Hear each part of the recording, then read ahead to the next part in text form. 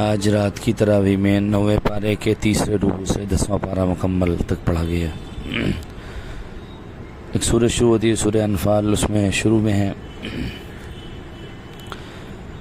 کہ مومن لوگ تو وہ ہیں کہ جب اللہ کا ذکر ان کے سامنے کیا جاتا ہے تو ان کے دل خوف سے لبریز ہو جاتے ہیں، بھر جاتے ہیں، اور جب آیتیں تلاوت کی جاتی ہیں تو ان کے ایمان میں اضافہ ہوتا ہے۔ پھر آگے غزوہ بدر کا تذکرہ ہے کہ غزوہ بدر میں مسلمان ایک قافلے کو پکڑنے کے لیے نکلے تھے، جو قافلہ مکہ والوں کا تھا، تجارت کے لیے گیا تھا شام۔ اب شام سے واپس مکہ جا رہا تھا، لیکن وہ قافلہ تو بچ کے نکل گیا اور اس کے بدلے میں جنگ کرنی پڑی ایک بڑے لشکر سے، جس میں 1000 مکہ کے بہادر سردار موجود تھے، بہادر لوگ موجود تھے۔ اور پھر وہ مشہور جنگ ہوئی جس میں رمضان کے مہینے میں مسلمانوں کو فتح حاصل ہوئی۔ آگے ایک آیت ہے کہ مکہ والوں نے یہ کہا نبی کریم صلی اللہ علیہ وسلم سے کہ اگر آپ جو کچھ پیغام لے کے آئے ہیں وہ برحق ہے تو آپ آسمان سے ہم پر پتھروں کی بارش کروا دیجیے۔ اللہ نے فرمایا کہ نبی صلی اللہ علیہ وسلم جب تک آپ ان کے درمیان ہیں تب تک ان پر کوئی عذاب عمومی نہیں آئے گا، اور جب تک یہ استغفار کرتے رہیں گے تب تک ان پر عذاب نہیں آئے گا۔ 10واں پارہ شروع ہوتا ہے، اس میں ایک آیت ہے کہ آپس میں جھگڑا مت کرو ورنہ تم ناکام ہو جاؤ گے، تمہاری ہوا اکھڑ جائے گی۔ نئی سورہ شروع ہوتی ہے سورہ برات، اس میں یہ سورہ نمبر 9 ہے، اس کی آیت نمبر 5 میں ہے کہ مشرکین کو جہاں پاؤ قتل کرو۔ یہ سورہ برات کی آیت نمبر 5 اور سورہ نمبر 9، اس سے بہت لوگ اعتراض کرتے ہیں کہ قرآن میں دیکھو اس طریقے سے لکھا ہے۔ حالانکہ اصل میں یہاں بات یہ تھی کہ جب مکہ فتح ہو گیا تو اس وقت بتایا گیا کہ 4 مہینے تک معاہدہ گویا کہ رہے گا، 4 مہینے کے بعد ہر قسم کا معاہدہ ختم ہو جائے گا، اور اس کے بعد اب اگر کسی کو پکڑ لیا جائے گا تو قتل کیا جائے گا، یہ بات تھی۔ ایسا ایک عام حکم نہیں تھا، ورنہ ظاہر عام حکم 28ویں پارے میں ہے کہ جن لوگوں نے تم سے جنگ نہیں کی، جن نان مسلمس نے، اور انہوں نے تمہیں اپنے گھروں سے نہیں نکالا، یعنی مکہ سے نہیں نکالا، تو اللہ تعالیٰ ان کے ساتھ احسان کرنے سے نہیں روکتا۔ اسی طرح قرآن کریم کی ایک آیت ہے کہ اگر والدین تمہیں مجبور کریں کہ تم اللہ کے ساتھ کسی کو شریک کرو تو ایسا تو نہ کرنا ہے، لیکن اس کے باوجود والدین کے ساتھ اچھا سلوک کرنا۔ اسی طرح حضرت اسماء رضی اللہ عنہا مدینہ منورہ جب تشریف لے کے آئیں تو ان کی والدہ مکہ سے مدینہ آئیں، جبکہ وہ نان مسلم تھیں۔ انہوں نے نبی کریم صلی اللہ علیہ وسلم سے پوچھا کہ ہم ان کے ساتھ اچھا سلوک کریں، آپ نے فرمایا بالکل ان کے ساتھ اچھا سلوک کیجیے۔ ظاہر ہے وہ بھی نان مسلم ہی تھی۔ تو مطلب یہ تھا کہ جہاں اس قسم کی آیتیں ہیں کہ جہاں پاؤ قتل کرو، پکڑو، مارو، وہاں عام طور سے کوئی خاص کانٹیکسٹ اور کسی خاص سیاق و سباق میں یہ بات کہی جاتی ہے۔ آگے اللہ تعالیٰ فرمانا ہے کہ اللہ کے گھروں کی تعمیر وہ کرتے ہیں جو اللہ پر ایمان لاتے ہیں، نماز قائم کرتے ہیں، زکوٰۃ دیتے ہیں، اور اللہ کے علاوہ کسی سے نہیں ڈرتے۔ اللہ کے گھر یعنی مسجد کی تعمیر، ایک تو فزیکل یعنی اس کی کنسٹرکشن، تعمیر، اس کے بارے میں ایک حدیث میں ہے کہ جس نے اللہ کے لیے کوئی گھر بنایا اللہ تعالیٰ اس کے لیے جنت میں گھر بناتے ہیں۔ اور ایک مسجد آباد کرنا، مسجد کی آبادی بھی ظاہر ایمان والے ہی کریں گے۔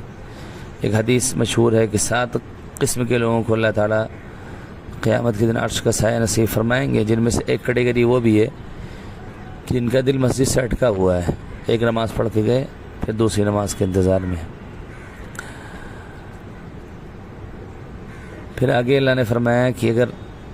تمہارے آباء و اجداد، تمہارے گھر، تمہاری تجارت، یہ سب چیزیں اگر تمہیں اللہ اس کے رسول سے زیادہ پیاری ہیں تو پھر انتظار کرو کہ اللہ کا عذاب اور اللہ کی پکڑ آئے گی۔ آگے اللہ نے ایک آیت بیان فرمائی کہ جو لوگ سونا اور چاندی جمع کر کے رکھتے ہیں اور اسے اللہ کی راہ میں خرچ نہیں کرتے تو انہیں دردناک عذاب کی خوشخبری سنا دیجیے۔ جمع کر کے رکھتے ہیں یعنی زکوٰۃ نہیں دیتے تو ان کو سخت ترین عذاب کی خوشخبری سنا دیجیے، جس دن وہ ان کا سامان سونا چاندی یعنی قیامت کے دن تپایا جائے گا آگ پر، پھر ان کی پیشانیوں کو، ان کے پہلوؤں کو اور پیٹھوں کو داغا جائے گا۔ ایک حدیث میں ہے کہ جس شخص کو اللہ نے مال دیا پھر اس کی زکوٰۃ نہیں ادا کی تو وہ مال قیامت میں گنجا صاف بنا دیا جائے گا، جو اس کو ڈسے گا اس کے گلے میں لپٹ جائے گا اور ڈسے گا اور کہے گا میں تمہارا مال ہوں، میں تمہارا خزانہ ہوں۔ آگے ایک آیت ہے کہ غار ثور میں جب نبی کریم صلی اللہ علیہ وسلم مکہ سے ہجرت کر کے مدینہ جا رہے تھے تو غار ثور میں 3 دن آپ نے قیام کیا۔ حضرت ابوبکر رضی اللہ عنہ ساتھ میں تھے، اور جب حضرت ابوبکر رضی اللہ عنہ نے کفار کے قدموں کی آہٹ سنی تو پریشان ہو گئے، تو نبی کریم صلی اللہ علیہ وسلم نے فرمایا کہ غم نہ کرو، اللہ ہمارے ساتھ۔ سنی ابوبکر نے قدموں کی آہٹ، دل ہوا پرغم، کہا دشمن قریب آئے ہیں فخر بنی آدم، کہا اللہ ساتھی ہے تو کیا اندیش ہے دشمن، رکھ ان اللہ معنا پر نظر اے دوست لا تحزن۔ آگے ایک آیت ہے، نبی صلی اللہ علیہ وسلم آپ کہہ دیجیے کہ ہم کو ہرگز کوئی مصیبت نہیں پہنچے گی سوائے اسی مصیبت کے جو اللہ نے ہمارے لیے لکھ دیا ہے، اور اللہ تعالیٰ پر ایمان والوں کو بھروسہ کرنا چاہیے۔ تو اگر کوئی تکلیف و پریشانی پیش آئے تو اس کو دور کرنے کی کوشش انسان کرے، لیکن جو رزلٹ اور نتیجہ ہو تو انسان کو سمجھنا چاہیے کہ ایسے ہی ہونا تھا ہمارے رب کی جانب سے۔ کوئی بیمار ہو گیا، علاج وغیرہ جو کر سکتا ہے کر لے، لیکن اگر وہ ٹھیک نہیں ہوا اور دنیا سے چلا گیا تو یہ نہ کہیں کہ اگر ہم کچھ اچھا علاج کر لیتے تو بچ جاتے، بلکہ وہی مقدر تھا، وقت اتنا ہی تھا اس کے پاس۔ آگے ایک آیت ہے کہ مومن مرد اور مومن عورتیں آپس میں دوست ہیں، بھلائی کا حکم کرتے ہیں، برائی سے روکتے ہیں، نماز قائم کرتے ہیں، زکوٰۃ دیتے ہیں۔ تو ان لوگوں کے لیے اللہ تعالیٰ نے اچھے گھر تیار کر رکھے ہیں، یہی بڑی کامیابی، یعنی جنت تیار کر رکھی ہے۔ آگے ایک آیت ہے کہ چاہیے کہ لوگ روئیں زیادہ، ہنسے کم۔ ایک حدیث میں نبی کریم صلی اللہ علیہ وسلم نے فرمایا کہ اگر تم لوگ وہ جان لو جو میں جانتا ہوں تو پھر تم رو گے زیادہ، ہنسو گے کم۔ اس پارے کے بالکل آخر میں غزوہ تبوک کا تذکرہ ہے کہ اس میں تمام صحابہ کو جانے کے لیے کہا گیا تھا، اور یہ ایک بہت مشکل سفر تھا، 1000 کلومیٹر تقریباً لمبا سفر، گرمی کا دن، کھجوروں کے پکنے کا وقت ہو چکا تھا۔ تو بہت سارے صحابہ ایسے تھے جن کے پاس انتظام نہیں تھا، اور نبی کریم صلی اللہ علیہ وسلم کے پاس آئے کہ کچھ انتظام کر دیے، سواری وغیرہ کا انتظام نہیں ہو سکا،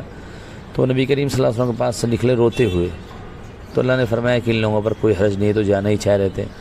ہاں کچھ منافقین تھے جو بہانے بنا کے نہیں گئے، اور جب نبی کریم صلی اللہ علیہ وسلم واپس آئے تو پھر قسم کھا کے اپنا بہانہ پیش کرنے لگے، تو اللہ تعالیٰ نے ان کے بہانوں کو آشکارا کیا، بتایا کہ یہ لوگ لیم ایکسکیوز، صرف جھوٹا بہانہ کر رہے ہیں، اور اس کا تذکرہ اگلے پارے کے شروع میں بھی موجود ہے۔